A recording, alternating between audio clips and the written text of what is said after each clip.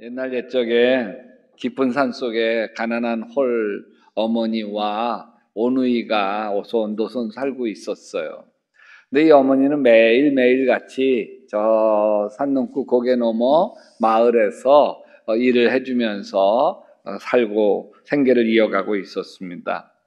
어느 날 어머니가 산 너머 마을에서 일을 하고 품삯으로 떡을 한강줄이 받아 들고 돌아오는 길에 첫 번째 고개에서 뭘 만났을까요?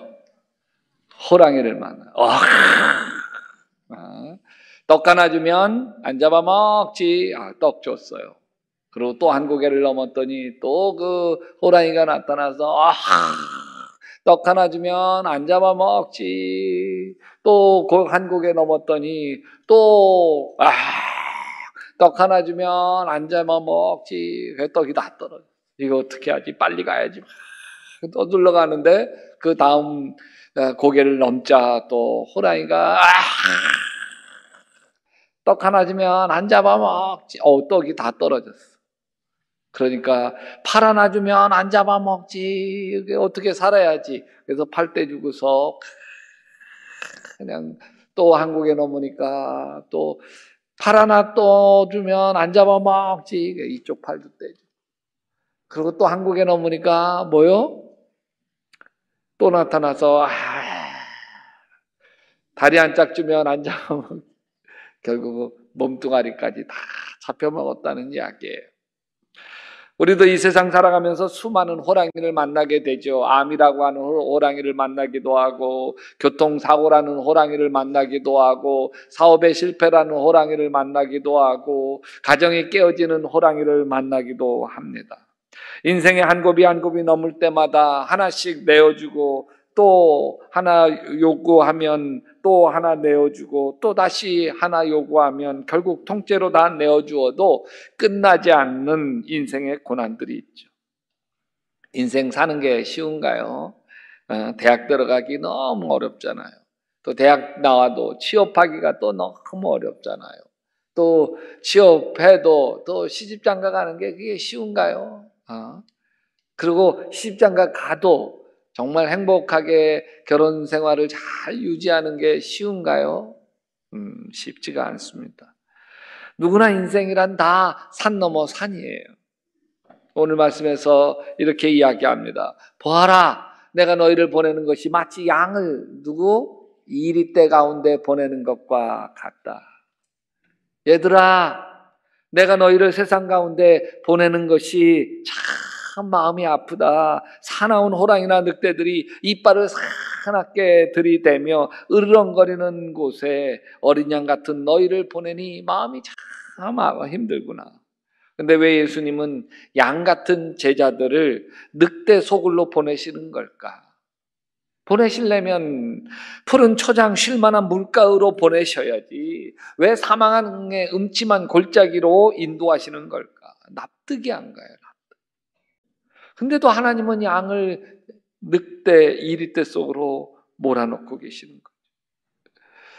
양이 늑대밥 되게 하시려고요? 아니면 양을 늑대처럼 사납게 만드시려고 그러시나요? 악을 악으로, 욕을 욕으로 갚아가며 살아남아야 되나요? 이에는 이, 눈에는 눈 안 갚음하면서 늑대처럼 사납게 살아가라는 뜻일까요? 여러분, 예수님이 양 같은 제자들을 늑대 소굴로 보내시는다는 말씀은 늑대밥대라고 하는 게 아니에요. 반대로 늑대를 양의 밥 되게 하시려는 거예요. 말도 안 되죠. 양이 절대로 이길 수 없는데 어떻게 늑대가 양의 밥이 되죠? 거기에는 하나님의 약속의 말씀이 담겨 있습니다. 그 약속이 뭐냐면 하나님이 우리와 함께 하시겠다는 거예요. 오늘 말씀 보면 사람들이 너희를 관가에 넘겨줄 때 어떻게 말해야 할까 또 무엇을 말할까 하고 걱정하지 말아라. 너희가 무슨 말을 해야 할지 그때에 지시를 받을 것이다. 늑대 속에 들어가도 걱정하지 말라는 거예요. 왜요? 말하는 이는 너희가 아니라 너희 안에서 말씀하시는 아버지의 영이시라. 하나님께서 우리 곁에 서서 그때그때마다 피할 길을 주시고 늑대를 대적하고 싸울 수 있는 능력을 주시겠다는 거예요. 시골 초등학교에서 운동회가 열렸어요. 장애물 경주 아시죠? 막 사다리 타고 올라가고 띵틀을 뛰어넘고 막 가만히 쏙 통과하고 하는 거. 근데 여기 두 아이가 동시에 딱 출발선에서 대기하고 땅 하면서 뛰는데 한 아이는 이 초등학교 육상부 선수야. 그러니까 뭐 달리는 건 자신 있는 아이예요. 쏜살같이 달려가는데 이 다른 아이는 키가 좀 작고 약한 아이예요. 그러니까 뭐 이쪽은 샥 뛰고 막 날쌘돌이처럼 가는데 얘가 늦어. 그러다가 장애물 경주에 뭐가 있어요? 밀가루 쟁반에다가 해가지고서 거기에 접어놓은 쪽지 입으로 찾아서 그걸 물고 펼쳐 보면 근데 이 쏜살같이 가서 그것을 탁 펼쳐 보는데 앞불싸 거기엔 뭐라고 써 있냐면 할머니 그렇게 써 있는 거예요. 그래서 확 관중석으로 달려가면서 할머니를 찾아가지고서 끌고 가는데 이 할머니 아이고 허리야 이러면서 쫓아가는 거죠. 근데 뒤늦게 도착해서 밀가루에서 이 쪽지를 찾아서 딱 펼쳐보는 이 몸집이 작은 아이 막 입이 찢었어. 거기에 펼쳐보니까 뭐라고 쓰여 있냐면 체육 선생님 그렇게 돼 있는 거예요. 그래서 체육 선생님 찾아가지고서 뛰는데 체육 선생님 막 끌고 가도 뛰는데도 얘가 안 되니까 안 되겠다 엎혀라 그러고 엎고 막 뛰는데 저 앞에 가야 있는 할머니하고 손잡고 가는 애를 추월해서 결국 1등 했습니다. 늑대 소굴 같은 세상을 보내면서 하나님이 하신 약속이 이거예요. 체육 선생님이 업고 뛰는 것처럼 내가 널 업고 뛰겠다. 내가 너와 함께 하겠다라는 거예요. 내가 함께 할 테니 걱정하지 말고 염려하지 말고 두려워하지 말고 세상으로 들어가라. 나만 믿고 늑대가 울글거리는 세상으로 들어가라. 들어가서 세상과 맞서서 결국 세상을 구원해라. 늑대굴 속에 보내진 양이 다니엘이에요. 늑대굴보다 더한 사자굴에 던져지죠. 다니엘은 이스라엘 멸망당하고 바벨론 포로로 잡혔는데 이상하게 하나님이 축복하셔서 결국 3명의 총리 대신 중에 한 사람이 됩니다. 그러나 그걸 눈꼴 쑤셔서 도저히 못 봐주는 이들이 있는데 바벨론 땅 귀족들이에요. 아니 족보도 없는 잡종 같은 다니엘이 총리 대신이라니 아니 그 천한 노예 출신에게 우리가 머리를 조아려 결국 함정을 만들어 다니엘을 사자굴로 던져버려요. 다니엘이 기도하죠. 난 처음 입만 열면 하나님에 대한 원망이 쏟아져 나왔을 거예요. 하나님 왜 저를 바벨론 포로로 잡혀오게 하셨습니까? 하나님 왜 내가 사자밥 되게 하십니까? 근데 다니엘의 기도를 보면 참 기가 막힌 대목이 있어요. 다니엘서 6장 10절에 그의 하나님께 감사하였더라. 다니엘이 무엇이 감사한가요? 지금 감사할 수 있는 상황이 아니에요. 감사할 이유가 없어요. 도대체 다니엘은 무엇에 감사했을까요? 다니엘도 처음에는 눈물만 앞을 가렸을 거예요. 근데 기도는 참 신기합니다. 기도하기 전에는 문제가 산더미처럼 커 보이는데 기도하고 나면 문제가 작아 보입니다. 기도하기 전에는 다 억울하고 원망스러운데 기도하고 나면 이상하게 다 이해가 되고 다 감사하게 됩니다. 안타깝게도 다니엘이 하루 3번 하나님께 기도한 것 때문에 끌려온 다니엘을 보면서 다리오 왕이 너무 속상해하죠. 그렇게 총애하던 다니엘이 잡혀올 줄을 몰랐거든요. 뒤늦게 다른 고관들이 꾸민 음모라는 것을 눈치챘을 때는 때가 늦었습니다. 왕이 눈물을 머금고 다니엘을 사자굴로 던지라고 하죠. 사자굴에 던져진 다니엘에게 왕이 후회에 가득한 음성으로 말합니다.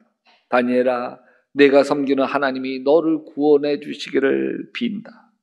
그 뒤 왕궁에 돌아와서는 먹지도 마시지도 않고 그날 밤을 뜬 눈으로 왕이 지새웁니다. 동이 트자마자 왕이 곧바로 사자굴로 가죠. 슬픈 목소리로 외치며 다니엘에게 말합니다. 다니엘아, 하나님이 너 구해주셨니? 사자굴 안에서 목소리가 들립니다. 임금님, 만수무강을 하십시오. 나의 하나님이 천사를 보내주셔서 사자들의 입을 틀어막으시고 사자들이 나를 해치지 못하게 하였습니다. 다니엘의 왕이 신났어요.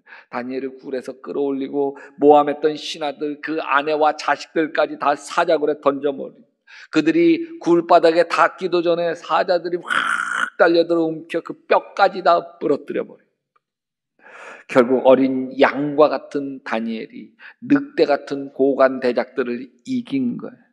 그래서 우리가 두려워할 것은 세상이 아니라 하나님입니다.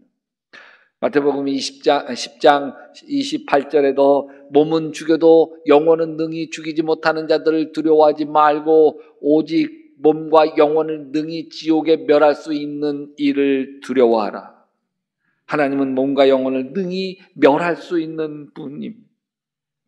두려운 분이 하나님이지 세상도 사탄도 아닙니다. 참새 한 마리가 한 아사리온에 팔리지 않느냐? 그러나 너희 아버지께서 허락하지 아니하시면 그 하나도 땅에 떨어지지 아니하리라.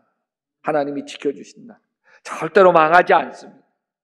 여러분, 세상을 두려워하면 두려워할수록 비겁한 자가 됩니다. 질병을 두려워하고 실패를 두려워하고 가난을 두려워하고 죽음을 두려워하면 비겁한 자가 됩니다. 그러나 하나님을 두려워하면 지혜로운 자가 되는 거예요. 여호와를 경외하는 것이 지식의 근본이요 거룩한 자를 아는 것이 명철이니라. 하나님을 경외한다는 말은 하나님을 공경하고 두려워한다는 말인 거예요.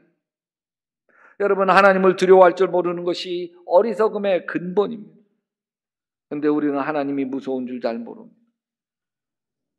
우리가 하나님을 아빠, 아버지라 부르는 하나님 자녀이기 때문인지 하나님을 무서운 줄 몰라요. 근데 마귀는 하나님 무서운 걸 알아요. 내가 하나님 한 분이신 줄을 아느냐? 잘 아는도다. 귀신들도 믿고 떠느니라. 마귀들은 하나님 그러면 막 시나무 떨듯 바들바들 떠. 비록 우리가 양같이 힘없는 나약한 사람일지라도 하나님이 우리와 함께 하시면 마귀는 무서워서 바들바들 떱니다. 그래서 우리가 하나님을 의지하고 담대히 세상을 대적하면 세상은 우리를 이길 수가 없어요. 우리 앞에 굴복할 수밖에 없어요.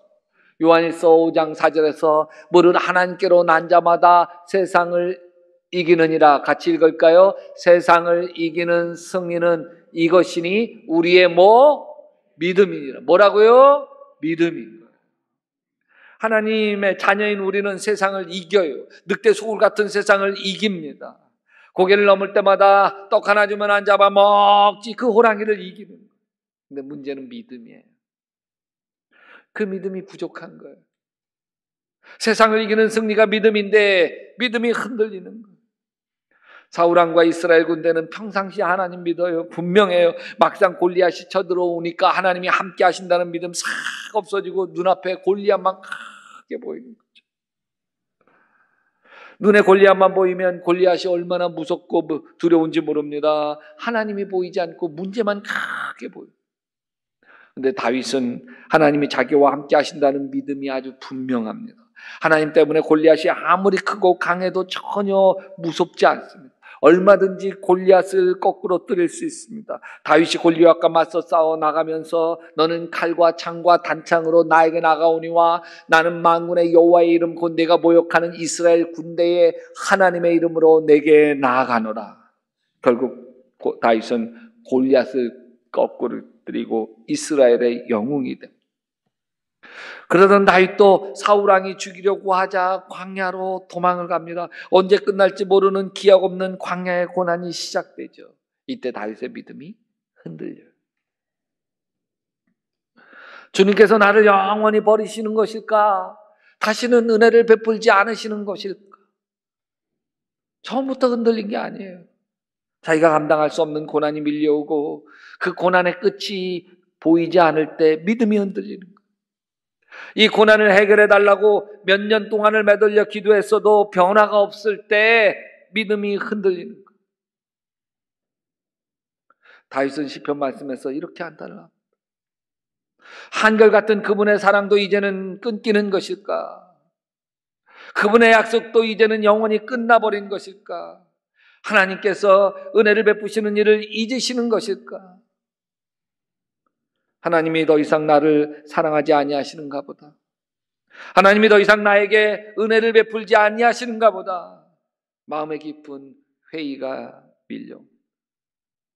사람들은 날이면 날마다 나를 보고 너희 하나님이 어디 있느냐 하고 비웃으니 밤낮으로 흘리는 눈물이 나의 음식이 되었구나. 하나님이 없을 때, 하나님의 은혜가 없을 때 그때가 참 비참함. 이런 상황에서도 다윗이 포기하지 않는 게 하나 있어. 그 기도입니다. 다윗은 하나님께 매달려 기도하는 걸 포기하지 않습니다. 자신의 연약함, 두려움, 하나님께 대한 섭섭함, 원망 다 토해놓지만 하나님을 포기하지 않습니다. 다윗은 절망 속에서도 자신을 다독이며 이렇게 고백합니다. 내 영혼아, 내가 어찌하여 낙심하며 어찌하여 내 속에서 불안해하는가? 너는 하나님께 소망을 두라. 그가 나타나 도우심으로 말미암아 내가 여전히 찬송하리로다. 다 잘 될 거야. 아멘. 이 고난이 지나고 나면 하나님의 축복의 대로가 열릴 거야. 반드시 젖과 꿀이 흐르는 땅으로 인도하실 거야. 지금 다윗이 고난의 풀무불에 던져졌어요. 다윗도 흔들리지 않는 게 아니에요. 힘들어요. 막막해요. 그래도 다윗은 하나님을 의지합니다. 여러분, 고난당하는 자리가 끝이 아닙니다. 사업에 실패하고 암에 걸리고 대학에 떨어지는 자리가 끝이 아닙니다. 모든 것은 하나님의 손길에 있습니다. 비록 우리가 다 이해할 수 없는 사건이라 할지라도 다 하나님의 섭리 안에 있습니다. 우리가 겪는 고난도 하나님이 사용하십니다. 여러분, 지금 막막하고 힘겨우신가요? 저는 힘겨운 일이 생기고 막막하고 암담할 때마다 이렇게 고백합니다. 이 또한 지나가리라. 이것보다 더 힘들었던 것도 돌이켜보면 하나님이 다 지나가게 하신 것처럼 이것 또한 지나가리라. 여러분, 다 지나가게 하셨잖아요. 피할 길 주시고 감당할 힘을 주시면서 지나가게 하셨잖아요. 사람이 감당할 시험 밖에는 너에게 당한 것이 없나니 오직 하나님은 미쁘사 너희가 감당하지 못할 시험 당함을 허락하지 아니하시고 시험 당할 쯤에 또한 피할 길을 내사 너희로 능히 감당하게 하시느니라. 우리 눈에 보이지 않아도 하나님 계십니다. 아멘. 하나님이 이 땅을 주관하십니다. 우리 인생과 삶을 다스리십니다. 사단은 우리를 속여서 세상이 마치 세상 뜻대로 움직이는 것 같지만 그렇지 않아요. 이 세상도 하나님 뜻대로 움직이고 돌아가고 있습니다. 주님의 약속을 붙드시기를 바랍니다. 두려워하지 마라. 내가 너와 함께함이니라. 놀라지 말라. 난 내 하나님이 됨이니라. 내가 너를 굳세게 하리라. 참으로 너를 도와주리라. 참으로 나의 의로운 오른손으로 너를 꽉 붙들리라. 이 하나님의 손에 붙들리기만 하면 누가 우리를 굴복시킬 수 있겠습니까? 아무도 우리를 대적할 자가 없습니다. 만약 하나님께서 우리를 위하시면 누가 우리를 대적하겠어요? 불가능합니다. 사단은 우리에게 이렇게 속삭입니다. 넌 안 돼. 하나님이 널 사랑하지 않아. 하나님이 계시기는 아니? 하나님 믿음 좋은 사람, 목사님, 장로님 같은 분들 좋아하지 너처럼 신통치 않은 사람 축복하지 않아. 절대로. 다 거짓이에요. 사단은 거짓의 앱입니다.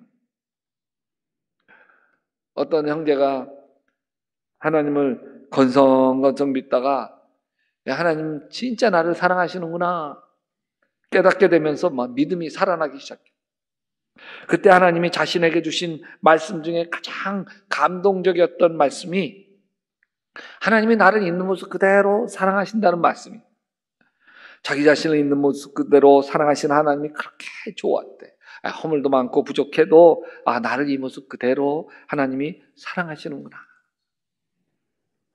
그러다가 이사를 오게 되고 교회를 떠나게 되면서 뭐 굉장히 뭐 직장도 바쁘고 신앙생활을 등한히 하게 되었어. 그러다가 이러면 안 되지. 그래서 이 교회 저교회 전전하다가 약대교회 등록하고 다니기 시작했어. 우리 약대교회 등록하면 다 알파 코스를 하지 않습니까? 하면서 성령 수양에 참여하면서 이 송규희 목사님이 안수기도 해주시는데 첫 마디가 아들아 있는 모습 그대로 너를 사랑한다 그러셨어요. 그때 처음 하나님의 사랑을 경험할 때 마음 깊이 새겨졌던 말씀을 다시 듣게 되는데 막 온몸이 전율이 쫙 흐르더래요. 자신이 믿음이 뜨거웠다 식었다 막 믿음이 막 그 미친 여자 널뛰듯이. 그런데도 하나님은 한결같으셨고 한결같이 나를 있는 모습 그대로 사랑하셨구나. 아멘. 하나님은 흔들리지 않고 나를 사랑하십니다. 하나님은 언제나 그 자리에 계십니다. 나를 사랑하는 자리, 아멘. 나와 동행하는 자리, 아멘. 나를 인도하는 자리, 아멘. 언제나 그 자리에 있는 거예요. 떡 하나 주면 안 잡아먹지. 호랑이 소굴 같은 곳에 우리가 살아도 하나님이 나와 함께 하시지. 하나님이 나를 있는 모습 그대로 사랑하시지. 그 믿음 흔들리지 않으면 반드시 믿음이 이기는 것을 보게 될 줄로 믿습니다. 믿음이 질병을 이기고, 믿음이 갈등을 이기고, 믿음이 고난을 이길 것을 믿습니다. 믿음대로 될지어다.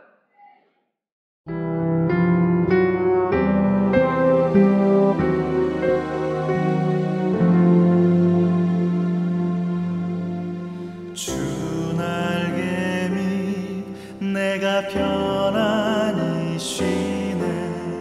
밤 깊고 비바람 불어져도 아버지께서 날 지키시리니 거기서 편안히 쉬리로다. 주 날개미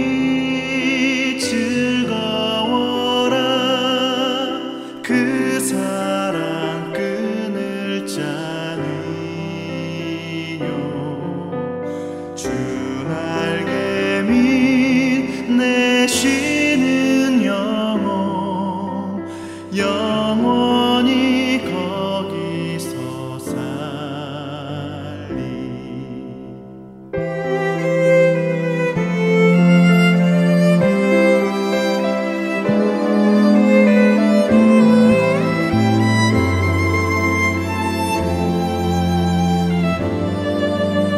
주 날개미 나의 피난처 되니 거기서 쉬기